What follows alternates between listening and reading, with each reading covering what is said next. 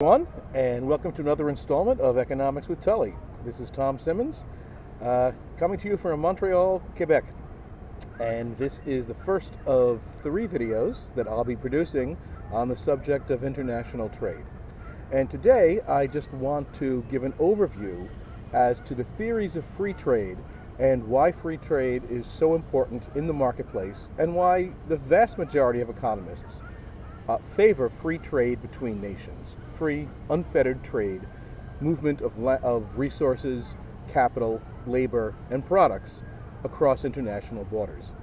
And to make this video, I am at the site of I believe it was 1976 Montreal Olympics, the Olympic Park here in Montreal.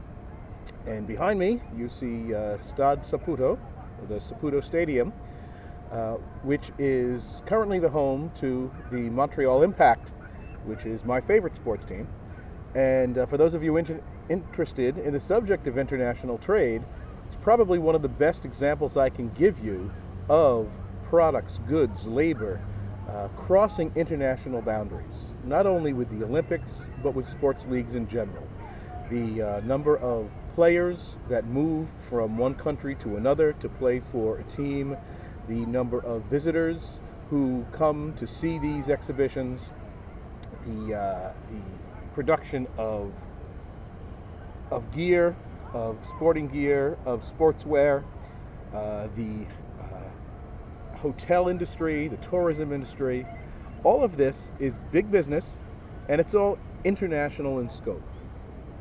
Now, it might be interesting to know that even though the Major League Soccer is basically an American and Canadian sport, that's where the teams are all located, all of the soccer balls created, made, stitched for these games are actually made in Pakistan.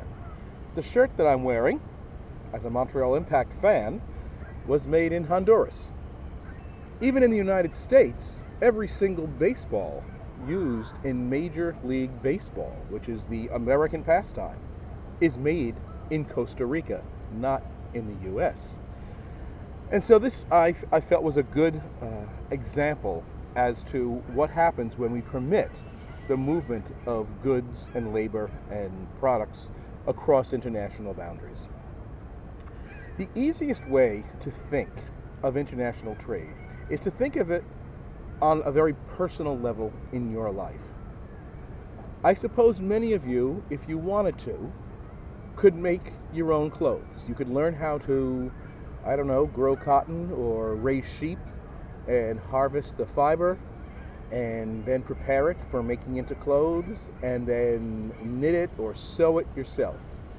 And if you had to do that all by yourself, it might take you a year simply to raise a crop, get enough fiber, and create your own clothing.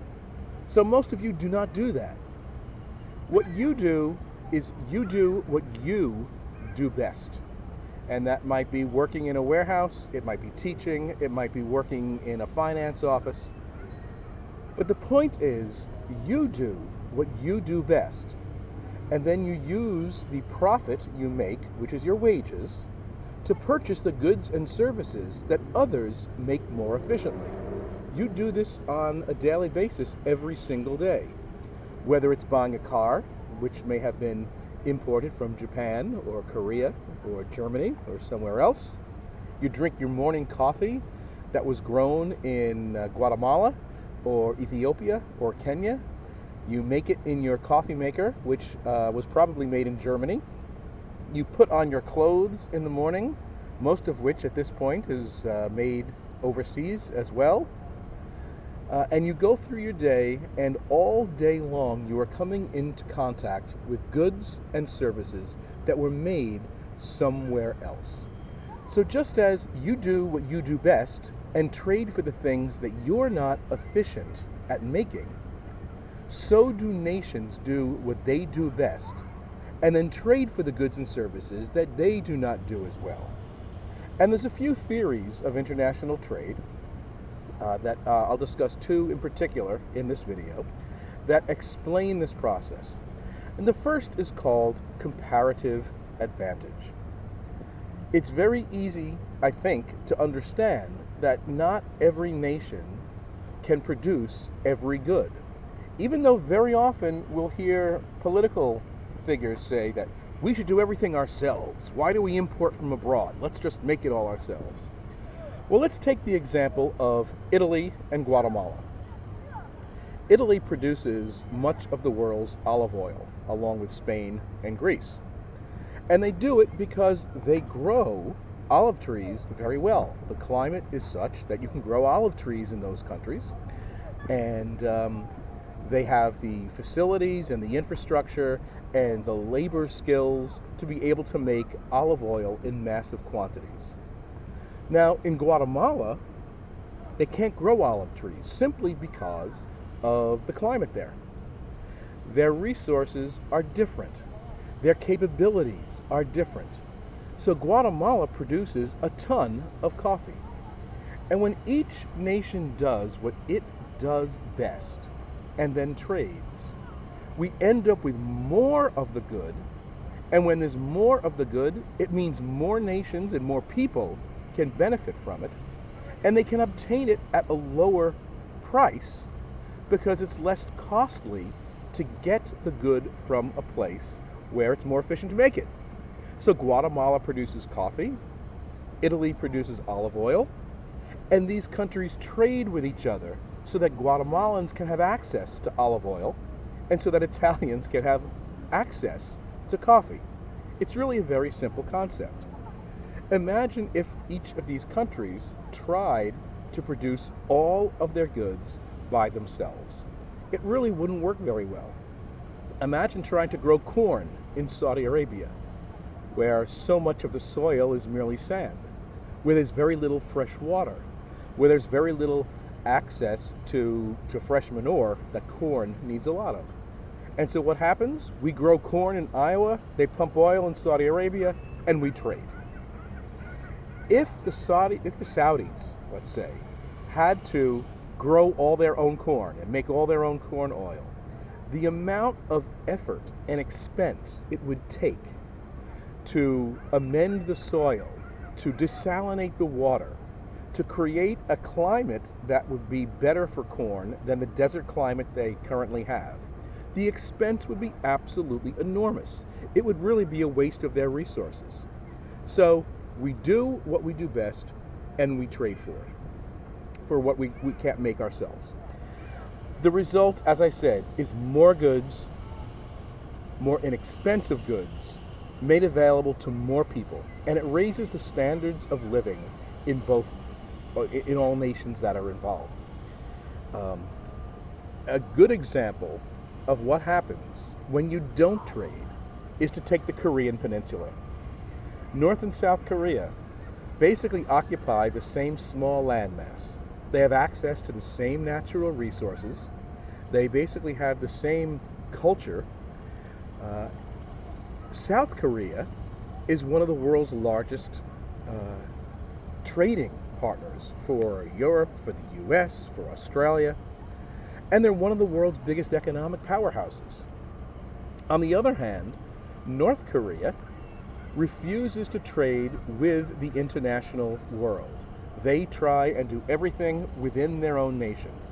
And the result is they are one of the most impoverished nations in the world, with one of the lowest standards of living in the world.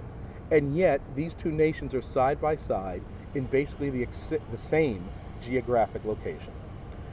One of the errors, and I'll call it what it was, an error that Gandhi instituted when he became the leader of Free India, was that he believed that each village should be self-sufficient. He had this dream of 10,000 self-sufficient villages. Well, that doesn't work, because the effort it takes to create goods that are not efficient to your region just saps your community and your nation of resources that can be more efficiently used and better used somewhere else. Now that India has chosen to become a global trading partner, they have halved their poverty rate in less than 20 years, and they're one of the fastest growing economies in the entire world. So we see this over and over, that when you do what you do best, and you trade for what you don't do well, it raises the standard of living basically for everyone. Now, sometimes people will say, well, what about if we don't do anything better than anyone else? Look at China. What if China does everything more cheaply than everyone else? Doesn't that mean we'll simply be buying everything from China and have nothing to produce in our own country? That's really not the case. It is true that China has what we call absolute advantage in many, many products, meaning they do it cheaper. They don't have comparative advantage. And again, the difference between these two concepts is very important. Absolute advantage asks the question, who does it cheaper? Comparative advantage, which is what international trade is based on, asks the question, but what do you do best? So again, going into your personal life, it may be very possible that you are a very crafty kind of person and you know how to do pottery, and you can throw clay on a potter's wheel and make pottery, and perhaps you also know how to knit clothing, or you have a spinning wheel, and maybe you also know how to make furniture. You have a woodworking shop. And maybe you can do all three of those things more inexpensively than other people in your community. That's very possible. But the point is, you really can't do all three equally efficiently. And the reason for that is you can only do one thing at a time. You can't be working on clay on a potter's wheel while you're knitting a sweater or while you're planing wood to make a piece of furniture. And that means you're making less of each good. Or you can't be knitting in the place where you're throwing your pottery or doing your woodworking, because you're going to end up with clay particles or sawdust in the clothing you're trying to make. So you end up doing that which you are best at, even if you can do all three of those things really well, and even if you can do all three of those things more inexpensively than the guy down the block. It makes more sense to do what you do best, and it makes more sense to do what brings a greater profit to you. So the whole concept of comparative advantage is that nations have very different resources, different peoples, different cultures, different skills, different infrastructure, different access to electricity and ports and roads. And so they combine the resource in such a way as to make the most number of goods they can sell at the highest profit abroad.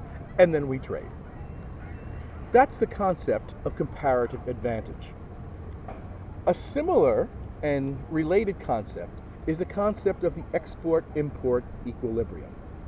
Very often I will hear people say that, well, of course it's cheaper from abroad because you're only paying those people 50 cents an hour. And if you're only going to pay people 50 cents an hour, then it's sort of a race to the bottom. It depresses wages, we lose jobs, and that's just not fair. You need to understand, if someone's working for 50 cents an hour in a factory by choice, and assuming it's by choice, that means that that is the best available opportunity for them. In fact, chances are the 50 cents an hour that they are making is 3, 4, 5 times or more than they could make doing something else within their own country. Let me give you a very specific example of this. I was in a store in downtown Montreal just yesterday where they were selling carved wooden masks from Côte d'Ivoire, Ivory Coast. And they were all for sale on the wall. And these were thick, beautifully carved wooden masks that are a part of a cultural craft in the Ivory Coast. Well, if people in the Ivory Coast made these masks, but only sold them to people in the Ivory Coast, they pretty soon would run out of a market, and, well, then what do you do? So what happens is they sell these masks around the world, such as in a store in Canada. Now, they only cost 15 Canadian dollars, which means it was about $11 American, and these were beautiful. So the export-import equilibrium occurs when there is a demand in one nation for a good. In this case, a demand in Canada for these decorative wooden carved masks. And to us in the Western Hemisphere, this is a great price for these high quality carvings. So there's more demand in Canada than Canadians can meet. But the demand in Canada for these wall decorations, for these masks, can be met by suppliers in the Ivory Coast. Now, it may well be that the suppliers in the Ivory Coast have really run out of a market in the Ivory Coast for these products. But by selling them to Canada, they're selling more than they ever dreamed of, and they're getting a higher price than they can even get at home. This is a win-win situation for both the Canadian consumer, who's getting more goods at a lower price, and for the Ivory Coast suppliers, who are producing more and selling more and receiving more income than they ever dreamed possible. That's the export-import equilibrium, where demand from one country intersects the supply that's available from another country. These are the basic precepts of international trade. And it's why, as I said when I started this video, it's why when you get up in the morning and you put your clothes on and you start your coffee and you get in the car and you look around your house, there are so many goods made from other nations. It's because each nation is gravitating towards those things they do best, and they create more and create a higher standard of living for everyone. That is the basic understanding of free trade. It's why economists have always been in favor of free trade. And when we look at examples of countries that don't engage in free trade, like North Korea, we see the lowest standards of living in the world. Now, not everyone is in favor of free trade. There are many people who are concerned about the concept of labor moving across borders to work a job in another country, or about products coming in from other countries. And they seek to have the government restrict the amount of imports that are coming in. That is called protectionism. And that's going to be the subject of the next video that I do on this topic. So once again, I'm here at Stade Saputo, the stadium of the Montreal Impact, on the grounds of the 1976 Montreal Olympics, where we continue to see people from around the world, visitors from around the world, sports teams from around the world, garments from around the world, sporting equipment from around the world, all coming together to create a lucrative business that employs many people and brings a lot of enjoyment and business to hotels, to restaurants, and to visitors from around the world. All right, on to video number 2 to talk a little bit more about protectionism and why some people are not so crazy about the idea of just having goods and services flow across borders.